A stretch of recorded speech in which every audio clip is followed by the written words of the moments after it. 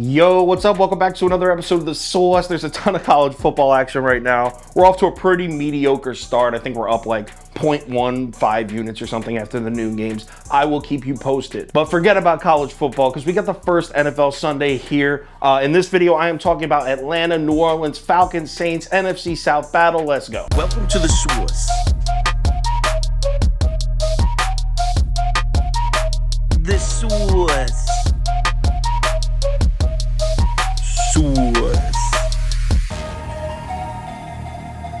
Hey, get the sauce. All right, New Orleans on the road in Atlanta here. The line opened up Falcons plus 3.5. But check this out. By Tuesday morning, it's all the way up to Falcons plus 5.5. Action all over the Saints. 86% of the money on New Orleans. And really no changes at all. Once this line hits 5.5, pretty much is stuck there. Books are taking some money on Atlanta. A little bit if you look. There is Atlanta money coming in, but it looks like this line is going to stay at 5.5. So let's cap this game. If you subscribe to this channel, you already know the first step. We're running the numbers through the spreadsheet. According to the model, which is using last year's stats, the line for this game should be Atlanta plus 9.34. So that's about a three-point lean on the Saints.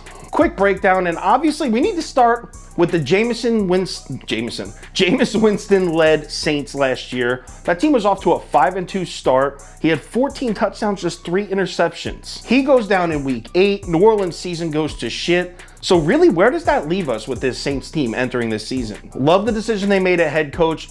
Dennis Allen takes over. He's been the DC there for I want to say like 6 or 7 years. And I mean, the Saints defense has really been elite for like the last 3 or 4. So tough to argue with a hire like that. I think the Saints defense continues to be elite. Not only that, but we have a really new look Atlanta Falcons offense here. Mariota starting, reunited with his old coordinator, Arthur Smith.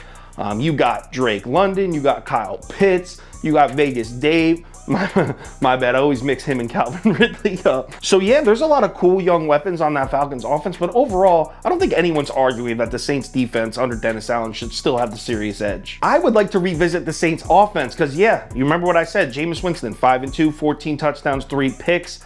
I actually have some concerns. One concern is the offensive line, man, and if you rewind 2 years ago, the Saints are pretty set at offensive line. Terron Armstead's gone. He plays for Miami. And yes, I'm aware that he was hurt a large chunk of last season. But still, when playing, he's an elite left tackle.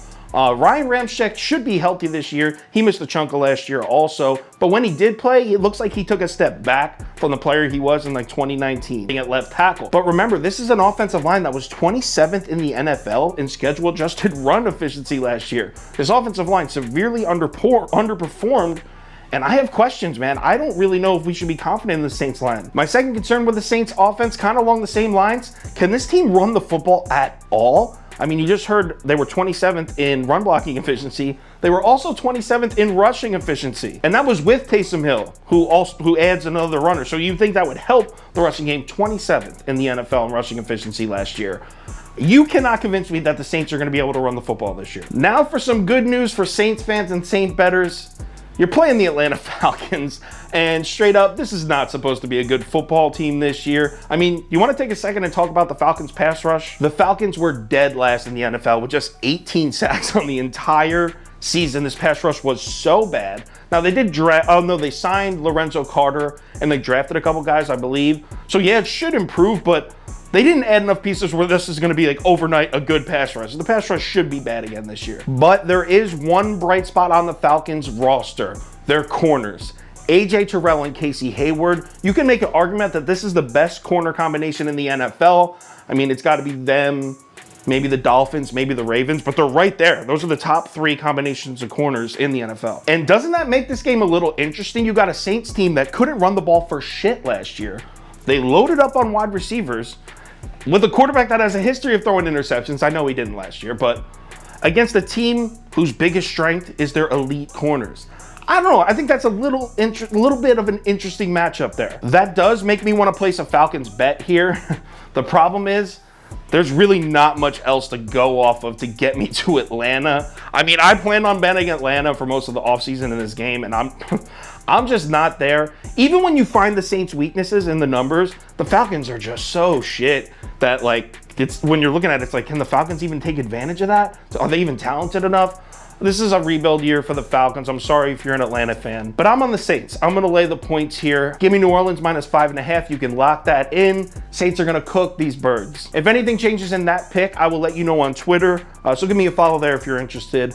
Also, if you're interested in the top bet, the parlays of the day, the top 7 bets that I do for NFL every week, that's on KyleKirms.com, or you can download the Sauce Network app if you want to check those out. All right, NFL Sunday, week 1. Let's have a great day. Remember, bet smart. Let's bring in some money. I'll talk to you on Twitter.